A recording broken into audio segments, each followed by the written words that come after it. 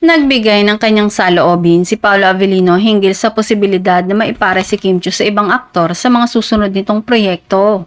Sa kabila ng mga usap-usapan at patuloy na pagbabago sa industriya, nananatiling kalmado at bukas ang aktor sa ganitong idea.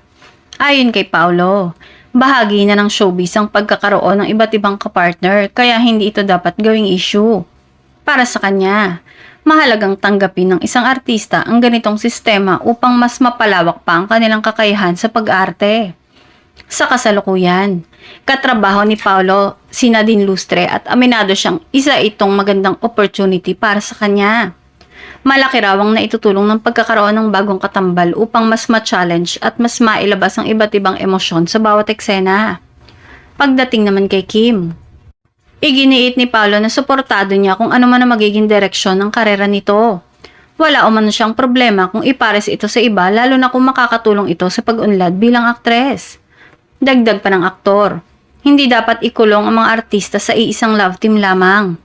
Mas mainam umano na mabigyan sila ng pagkakataon na makatrabaho ang iba't ibang personalidad upang mas lalo pang mahasa ang kanilang talento. Sa huli, binigyang diin ni Paolo na mas mahalaga ang magandang proyekto at kwento kaysa kung sino ang kanyang makakapareha. Para sa kanya, ang tunay na sukatan ng tagumpay ay kung paano nila napapaganda ang bawat proyekto at napapasaya ang kanilang mga manonood.